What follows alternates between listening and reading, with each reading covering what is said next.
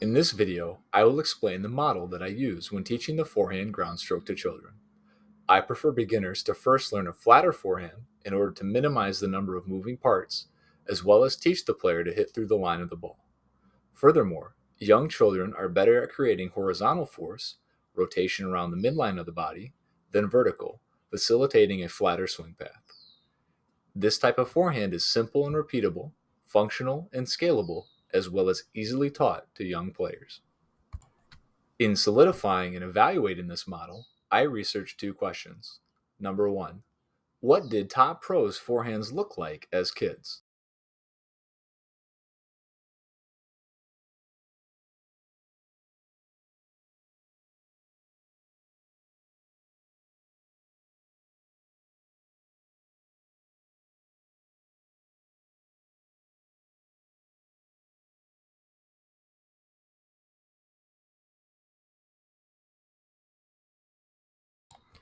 And number two, what did the current top 10 and under players' forehands look like?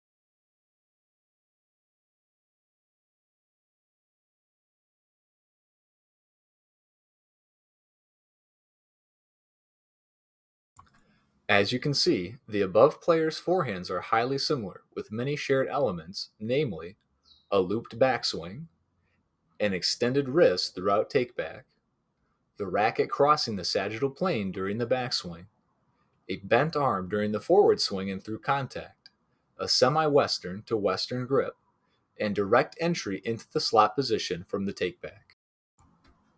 My opinion is that, over time, kids will generally find the most efficient way of performing, and the above technique ubiquity among young players is a sign that it is optimal for their age and size. The model is a tool for evaluation and the establishment of a baseline technique. Like a jazz musician improvising around chord progressions, the model creates a foundation of success from which the player can experiment and build their own swing. In my experience, there are many ways in which even well meaning and educated coaches can slow a child's development. When I was less experienced, I unintentionally hindered several players by trying to teach them advanced technique from the beginning. If a coach's primary directive is to do no harm, then we should instead seek to first provide the player something proven to be functional, scalable, and easily learned. For parents without coaching experience, this is doubly important. When evaluating children's technique, I consider several questions here apply to the little kid forehand model. Question 1. Is the stroke functional? Answer: yes. This stroke allows players to rally consistently as well as to attack and defend. Though some would argue that it's suboptimal, there are no technical problems with this forehand. Question 2. Does this technique present any long-term issues? Answer: no. Despite starting with this technique, all players were able to transition to more adult swings and compete at the highest level of tennis effectively.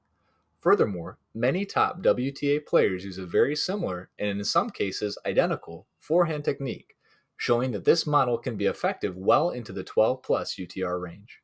Madison Keys, for example, frequently has a higher average ground stroke speed than her male tour counterparts. Question 3. Is the stroke teachable? Answer: yes. Again, this stroke is very natural for young players. Some coaches would argue that we should instead start players with the technique they will use as an adult. I disagree with this for the following reasons. Number 1. Players are able to adjust their technique later, which often happens as a result of exposure to faster pace or other conditions. Number 2. The time spent teaching a child an ATP forehand could be better spent elsewhere. Is an ATP forehand necessary for a child to compete? And does it provide benefits that outweigh its time's cost? And 3. Children using adult techniques without adult musculature is a recipe for potential injury. This question is addressed more fully in my article, Should Kids Swing Like Many Adults?, which is linked in the description below. My model for evaluating and teaching the forehand has 5 snapshots and 4 transitions, these being Snapshot 1, the ready position, Transition 1, the unit turn, Snapshot number 2, the rearmost position of the racket, or pre-acceleration. Transition 2, the forward swing. Snapshot number 3, contact. Transition 3, extension. Snapshot 4, forwardmost position of the racket. Transition 4, deceleration. And snapshot 5, finish. Many of the following characteristics are present in all high-level forehands. However, there are several specific to the little kid forehand. In order to keep things brief, I will not be addressing the movement of the legs or the different stances and contact moves that may be used on the forehand. These have been explained elsewhere. Snapshot number 1, the ready position. In the ready position, the knees are bent, the hips are hinged, and the back is straight but leaning forward into the court. The player is on the balls of their feet, ready to move. The player holds the racket with their top hand in their backhand grip or at the throw of the racket, and their bottom hand in their forehand grip. In this case, the player's forehand grip should be a semi-western. This means that the player's base knuckle of their index finger should be on bevel number 4 of the racket. The racket tip should be above the hands, and the elbows and hands are out and away from the body. Transition number 1, unit turn. From the ready position, the player rotates their torso to a chin-on-shoulder position, side on to the incoming ball. At this point, the shoulder should be rotated around 110 degrees from parallel with the baseline. The hips stay at 90 degrees from the baseline, creating hip-shoulder separation. The player keeps their non-dominant hand at the throat of the racket as they rotate to ensure a good shoulder turn.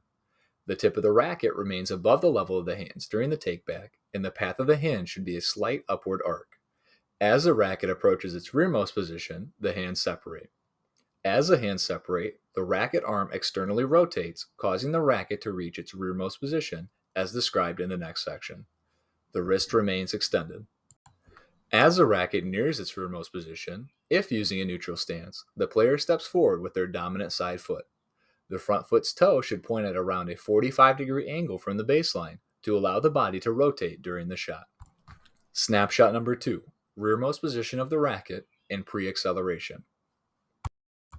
At the rearmost position, the racket elbow should be bent within 110 to 140 degrees, as a 90-degree bend puts the upper arm too close to the torso, cramping the swing, and the use of a straight arm, 180 degrees, makes it difficult for young players to effectively maneuver the racket due to the long levers. There should be space between the elbow of the racket arm and the torso, also known as shoulder abduction angle, the degree of which depends on the bend of the arm, which in turn depends on the grip used by the player. Players in Eastern grips will generally have a larger shoulder abduction angle, with their upper arm further from the body, than those with more Western grips. The wrist should be extended, the player's racket on edge, and the hitting side face perpendicular to the body. The tip of the racket should point behind and to the non-dominant side of the player. Note that the player should not hyperextend their wrist. If the player complains of pain, check the position of the wrist at the rearmost position of the racket. The non-dominant arm is extended across the body and is relatively parallel to the ground. In this flatter forehand, the tip of the racket does not drop significantly below the level of the hands, and the lowest position of the racket hand and tip are slightly below, around 20 degrees, the level of where contact will be. Transition 2, forward swing. From the rearmost position, the player's kinetic chain begins. The legs drive the ground to rotate the pelvis and create back hip extension regardless of stance. The upper trunk rotates as a result, causing the hand, and therefore the racket, to move toward contact with the butt cap leading. This is the slot position. The non-dominant arm pulls across the body to facilitate this motion, bending at and leading with the elbow. During the forward swing through extension, the degree of bend at the hitting arm should not change. The player's head and gaze remain fixed throughout this portion of the swing until the early extension phase. Snapshot number 3, contact. At contact, the dominant shoulder is rotated slightly past the non-dominant shoulder, and the ankle-knee hip drive is complete. The torso remains stable and upright. Contact with the ball is in front of the body, the degree to which depends on the player's grip and the degree of their elbow bend. The wrist is extended at contact, with the forearm relatively perpendicular to the torso. The racket is parallel to the shoulders at contact, with the strings pointing at their intended target. Players should attempt to contact the ball at a height between their knees and shoulders, depending on the grip used. Grips towards Western will have higher contact points, 6+ centimeters above the hip, than Eastern ones, 4 centimeters below the hip. Transition 3, Extension, and Snapshot 4, Forwardmost position of the racket. The racket extends forward and upward after contact. During extension, the torso continues to turn toward the non-dominant side. The degree of elbow bend remains the same as it was at the beginning of the forward swing. That is, the player is not scooping or folding over the ball. At the forwardmost position, the hitting side strings now face toward the non-dominant side with the racket still on edge. This facilitates a flatter swing through the line of the ball and uses less shoulder internal rotation. The player's wrist flexes from extended position at contact to a neutral position at its forwardmost point. Transition number 4, Deceleration, and Snapshot number 5, Finish. After the racket reaches its forwardmost position, the shoulders continue to turn and the racket arm bends at the elbow as it begins to wrap around the body, finishing at a 90-degree angle. The torso continues to rotate until it faces the non-dominant side, finishing with the player's chin resting on their dominant side shoulder. The shoulder should be adducted at around 90 degrees. The hitting side racket face finishes pointing to the non-hitting side fence or slightly behind the player. Some younger players have difficulty decelerating the racket, leading to the racket finishing behind their body with the strings pointing perpendicular to the net. For more information on the forehand ground stroke and the development of technique in general, I suggest Technique Development and Stroke Production by Elliott and Reed. This book is difficult to find in print, however, you can purchase an ebook version from the ITF's Academy website.